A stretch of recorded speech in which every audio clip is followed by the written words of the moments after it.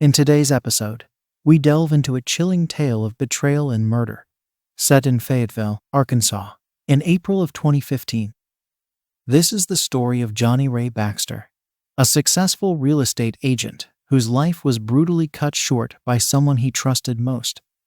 Johnny Ray Baxter was a 45-year-old man living in Fayetteville, Arkansas. He was a well-known real estate agent who worked for a local company called Ozark Realty. Johnny Ray had a big smile and a friendly personality, which made him popular with his clients and colleagues. He had a degree in business administration from the University of Arkansas and had been working in real estate for over 20 years. Johnny Ray was married to Darling Baxter. Johnny Ray and Darling seemed like a happy couple. Johnny Ray was Darling's second husband. He had a stepdaughter named Lily Adams, who was 18 and in her first year at the University of Arkansas studying psychology. Johnny Ray got along well with Lily, or so it seemed to the outside world. Outside of work, Johnny Ray loved sailing. He owned a small sailboat named Dreamcatcher, which he often took out on Beaver Lake. He enjoyed spending weekends on the water, feeling the wind and the waves. His friends at the local marina remembered him as someone who was always willing to lend a hand and share a laugh. In the days before his death, Johnny Ray was busy with a big property deal. He was working hard to close a sale on a large commercial property in downtown Fayetteville. This deal was very important to him in his career. He was also planning a surprise anniversary trip for Darling. He had booked a cabin in the Ozark Mountains and bought tickets to see a concert in Little Rock. He even picked out a special necklace from a local jewelry store, Sissy's Log Cabin, as a gift for Darling. Despite his busy schedule, Johnny Ray made time to visit the local coffee shop, Arsagas, every morning. He enjoyed reading the newspaper and chatting with the baristas. His favorite drink was a caramel latte. On April 10, 2015, 2 days before his death, Johnny Ray was seen at Arsagas, smiling and talking about his plans for the weekend. He seemed happy and excited about the future. Johnny Ray's life seemed perfect on the outside, but there were hidden troubles. His wife, Darling, had been acting stressed and worried lately. She had noticed changes in their daughter, Lily, and was suspicious of Johnny Ray's late-night work meetings. Friends and neighbors had started to notice the tension in the Baxter household. On April 12, 2015, at about 7:30 a.m., Johnny Ray Baxter's body was discovered. The person who found him was his neighbor, Michael Everly.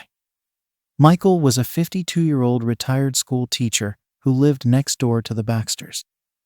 Darling had called Michael, worried because she hadn't heard from Johnny Ray since the previous night.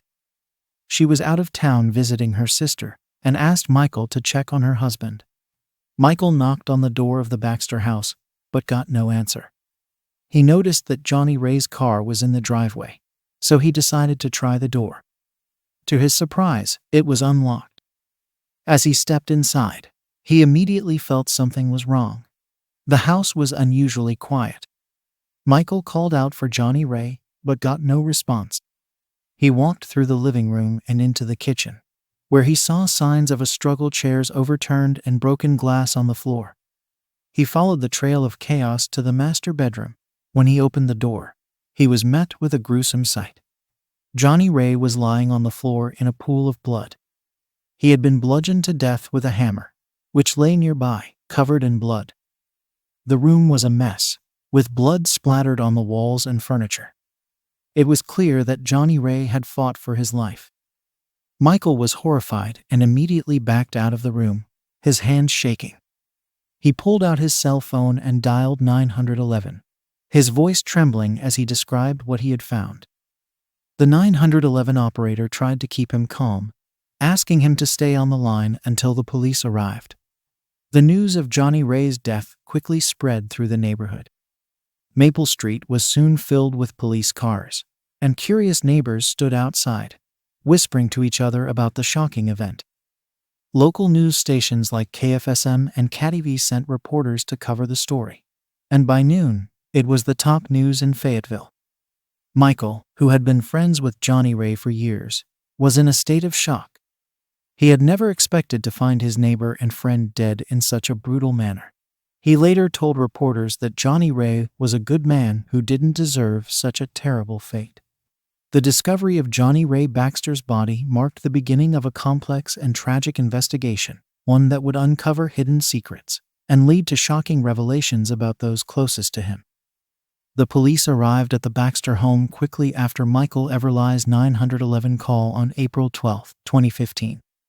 The first officers on the scene immediately secured the area, making sure no one entered or left the house. Soon after, Detectives Sarah Mitchell Kinsey and James Carter arrived to lead the investigation. Detective Sarah Mitchell Kinsey was known for her sharp attention to detail. At 38 years old, she had solved many difficult cases. Her partner, Detective James Carter, was 42 and had a reputation for his methodical approach. Together, they made a strong team. As the detectives walked through the house, they saw signs of a struggle. The living room had overturned chairs and broken glass. The kitchen had more chaos, with dishes scattered on the floor. When they reached the master bedroom, they were met with a grisly scene. Johnny Ray Baxter lay on the floor, surrounded by a pool of blood. He had been bludgeoned to death with a hammer, which lay nearby, covered in blood. The walls and furniture were splattered with blood, showing the violence of the attack. Detective Mitchell Kinsey noted the hammer as the murder weapon and ordered it to be bagged as evidence.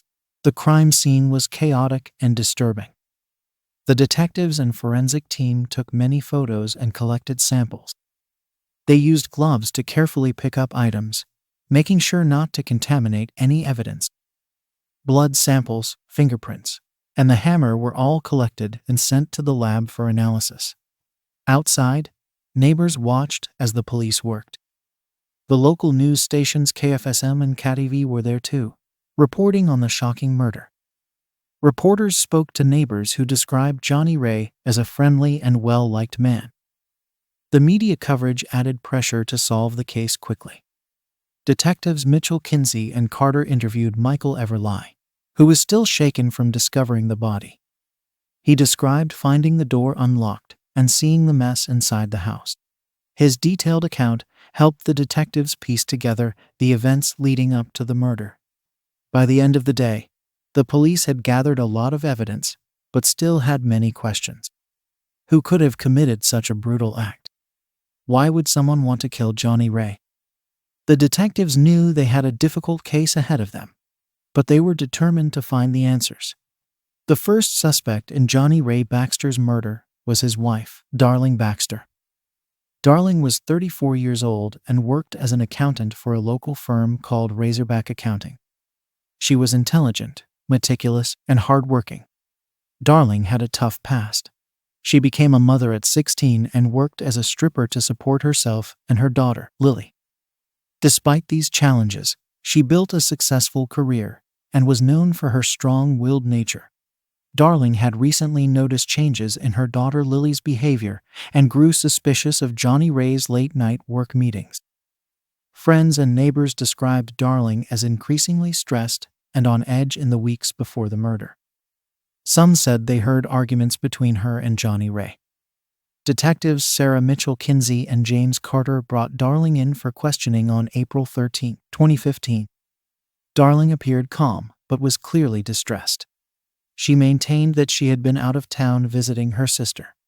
Nancy and Little Rock provided photos and text messages to support her alibi, but the detective still had doubts.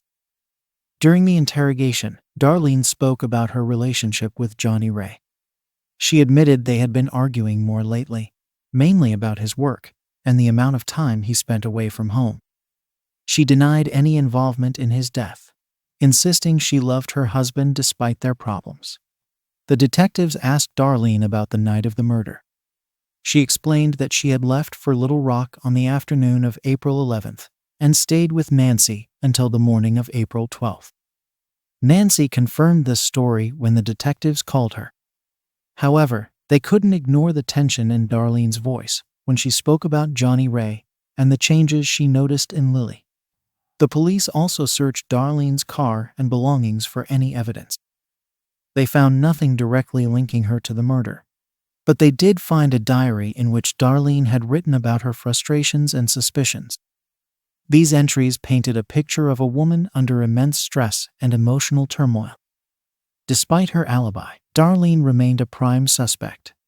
The detectives continued to look into her past, interviewing friends, family, and co-workers. They hoped to find a motive or any clue that could tie her to the crime. The pressure on Darlene grew as the investigation progressed, but she remained steadfast in her innocence. The investigation into Darlene Baxter was thorough, yet many questions remained unanswered. The detectives knew they had to keep digging to uncover the truth behind Johnny Ray's brutal murder. The second suspect in Johnny Ray Baxter's murder was his stepdaughter, Lily Adams. Lily was 18 years old and a freshman at the University of Arkansas, where she was studying psychology. She was known for her outgoing and sociable personality.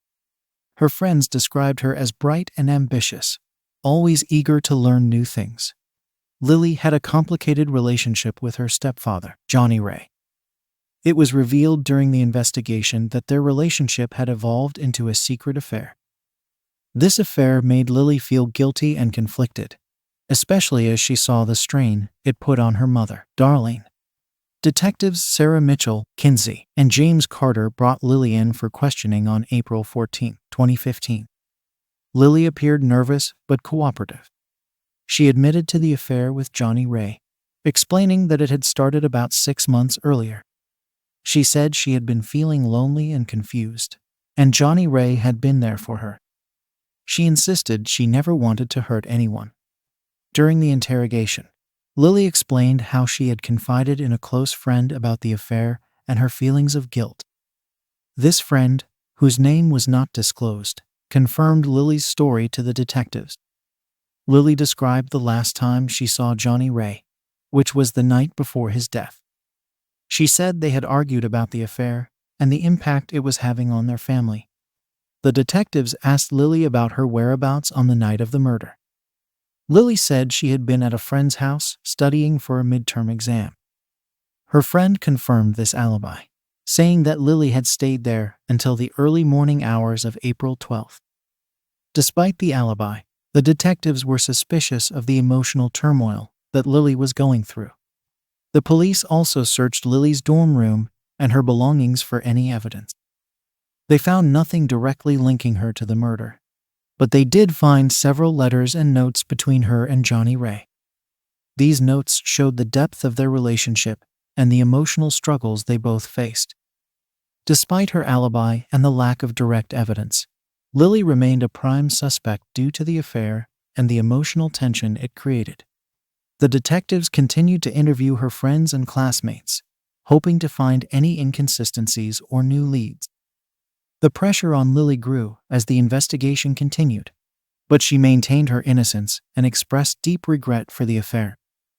The investigation into Lily Adams was thorough, but the detectives still had many questions.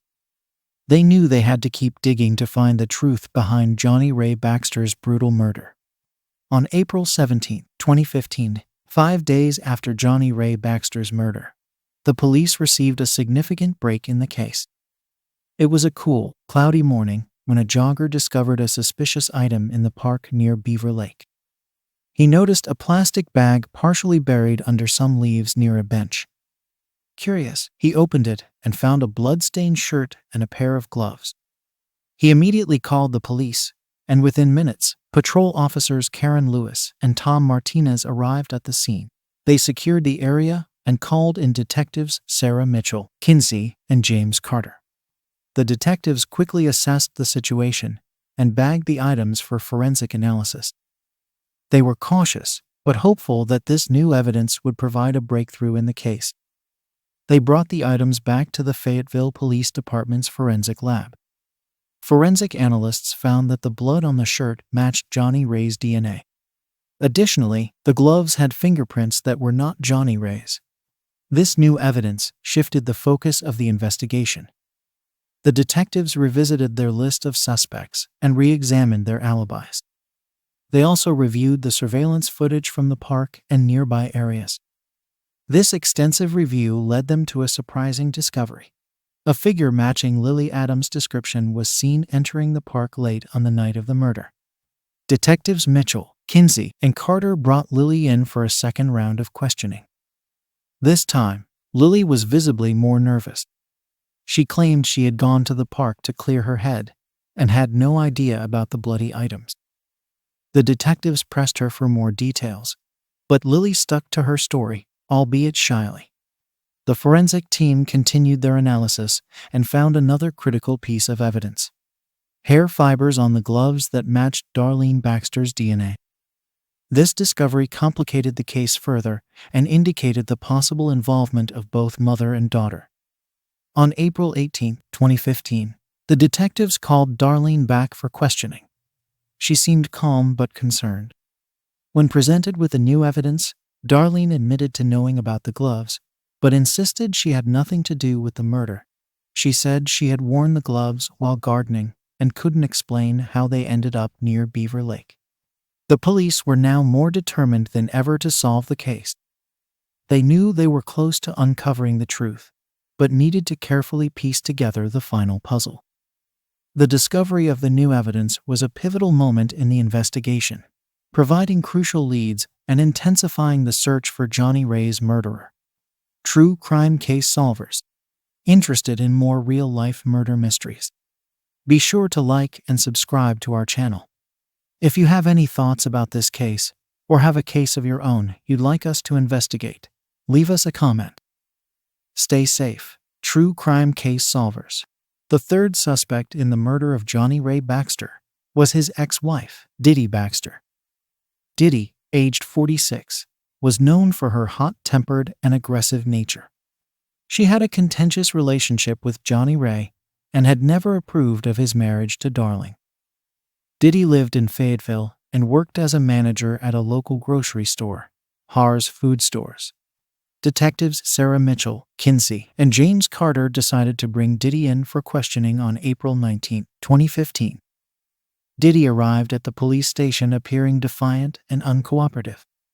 She had a reputation for speaking her mind and not holding back her opinions. During the interrogation, Diddy admitted that she and Johnny Ray had a rocky relationship. She described their marriage as tumultuous and full of arguments.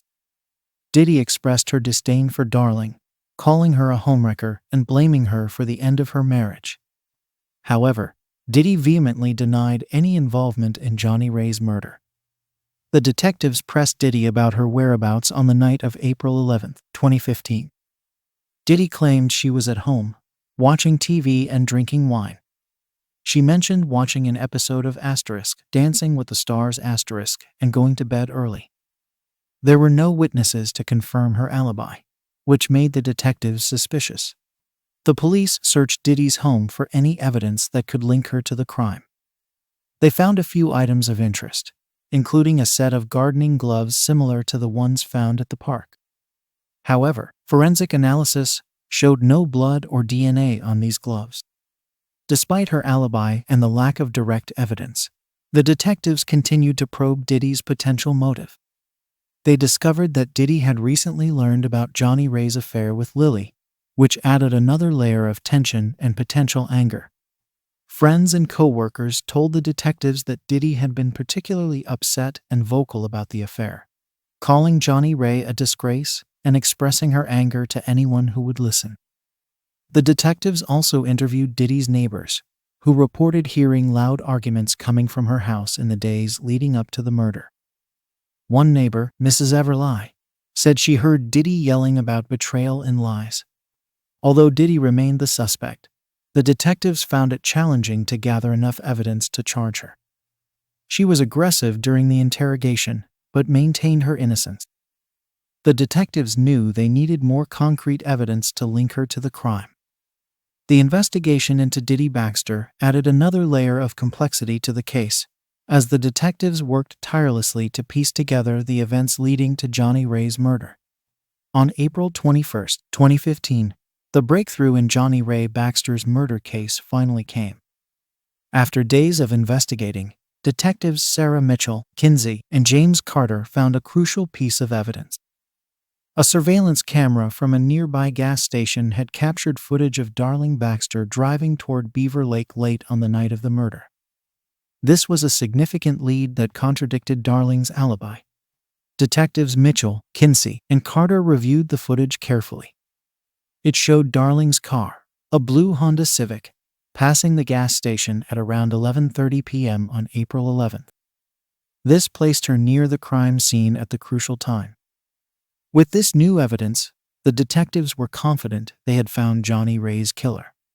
On the morning of April 22, 2015, the police arrived at Darling Baxter's workplace, Razorback Accounting.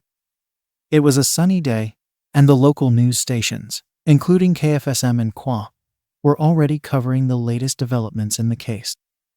Darling was in her office when the police entered. She looked surprised but remained composed as they informed her of her arrest for the murder of her husband. As Darling was led out in handcuffs, she maintained her innocence, but the evidence against her was overwhelming. The affair between Johnny Ray and Lily had driven Darling into a fit of rage. She felt deeply betrayed by both her husband and her daughter. The detectives believed that on the night of the murder, Darling confronted Johnny Ray. The confrontation escalated into violence, and Darling grabbed a hammer, fatally striking him multiple times. Darling's arrest shocked the community. Neighbors and friends couldn't believe that the hardworking, intelligent woman they knew was capable of such a violent act.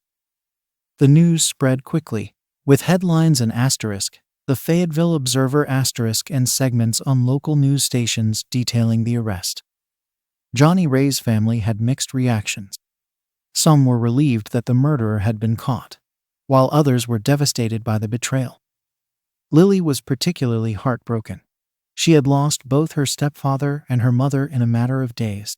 The emotional toll on the family was immense, as Darling was taken to the police station. She continued to deny her involvement. However, the detectives were confident in their findings. The surveillance footage, combined with the forensic evidence and Darling's conflicting statements, painted a clear picture of her guilt. The community of Fville was left to grapple with the tragic events. Johnny Ray Baxter's murder uncovered deep family secrets and left a lasting impact on those who knew him. The police had solved the case, but the emotional scars would take much longer to heal. The trial of Darling Baxter for the murder of her husband, Johnny Ray Baxter, began on July 15, 2015, at the Washington County Courthouse in Fville. The courtroom was packed with reporters from local news stations like KSSM and NA, as well as concerned members of the community. The prosecution was led by District Attorney Robert Stevens, a 45-year-old with a reputation for being tough and relentless in the courtroom. He argued that Darling's motive for the murder was her discovery of the affair between Johnny Ray and Lily. Stevens painted a picture of a woman pushed to a breaking point by betrayal and emotional turmoil. He presented the surveillance footage of Darling's car near Beaver Lake, the forensic evidence from the crime scene, and the conflicting statements she had given to the police. On the other side, the defense was led by attorney Michelle Williams, a 39-year-old known for her calm demeanor and sharp legal mind. She argued that Darling was innocent and that the evidence was circumstantial. Williams suggested that someone else could have committed the murder, perhaps out of jealousy or anger. She questioned the reliability of the surveillance footage and pointed out that no witnesses had seen Darling commit the crime. Throughout the trial, Johnny Ray's family sat in the front row, watching the proceedings with a mixture of anger and sadness. Lily, in particular, struggled with the emotional weight of the trial. She had lost her stepfather and now faced the possibility of losing her mother to a long prison sentence. After 2 weeks of testimony, the jury deliberated for 3 days before reaching a verdict. On August 3, 2015, the jury found Darling Baxter guilty of first-degree murder. The courtroom was tense as the verdict was read. Darling showed little emotion while Johnny Ray's family wept and hugged each other. The local news immediately reported the verdict, and the story was covered extensively in the Fville Observer. Judge Lisa Everly sentenced Darling to life in prison without the possibility of parole. She stated that the evidence clearly showed Darling's guilt and that the crime was a result of intense personal betrayal and anger. The judge expressed sympathy for Johnny Ray's family and hoped the sentence would bring them some measure of closure. The reaction to the verdict was mixed. Some in the community felt justice had been served, while others believed the sentence was too harsh, considering Darling's difficult past and the emotional stress she was under. Johnny Ray's family, however, felt a sense of relief that the ordeal was over and that the person responsible for his death was held accountable. The trial and sentencing marked the end of a tragic chapter for the Baxter family and the community of Fville. The murder and its aftermath had left deep emotional scars, but the verdict provided a sense of justice and a step toward healing. After Darling Baxter's trial and sentencing, light slowly began to return to normal for those involved in Johnny Ray's tragic murder case. For Darling, now serving her sentence at the Arkansas Department of Correction, life took on a stark routine. She was allowed limited visits from family and friends, with strict rules governing her daily activities. The media coverage surrounding the trial gradually faded, replaced by news stories and events in Fville, like the annual Bikes Blues and BBQ motorcycle rally. Lily Adams, now 19, returned to the University of Arkansas to continue her studies in psychology. She struggled with guilt and grief over her role in the affair that ultimately led to her stepfather's death. Lily sought counseling to help her cope with the emotional aftermath and worked hard to rebuild relationships with her family. She distanced herself from media attention, focusing on her studies and volunteer work at local animal shelters. Meanwhile, Detective Sarah Mitchell Kinsey received recognition for her role in solving the high-profile case. She continued her work at the Fville Police Department, investigating other crimes and mentoring younger detectives. Detective James Carter transferred to the Northwest Arkansas Drug Task Force, where he applied his investigative skills to combating drug-related crimes in the region. In the community of Fville, the impact of Johnny Ray's murder lingered. Neighbors and friends remembered him as a friendly and successful real estate agent who loved sailing on Beaver Lake. The local Rotary Club held a memorial service in his honor, and a plaque was installed at the Fayetteville Town Center to commemorate his life and contributions to the community. Johnny Ray's family, especially his first wife, Diddy, found solace in each other's company and support. Diddy focused on her career at Hart's Food Stores and became involved in local charity events like the Susan G. Komen Race for the Cure in Bentonville. She remained vigilant about keeping her family close and supporting her grandchildren, who missed their stepfather dearly. As time passed, the scars left by Johnny Ray's murder began to heal. Though the memory of the tragic events of April 2015 remained a part of Fville's history, the community rallied around the Baxter family, offering support and understanding as they moved forward from the ordeal. This tragic case of love, betrayal, and murder serves as a stark reminder of the complexity of human relationships and the devastating consequences of unchecked emotions. Stay tuned for more stories that uncover the darkest corners of the human psyche. Until next time, stay safe.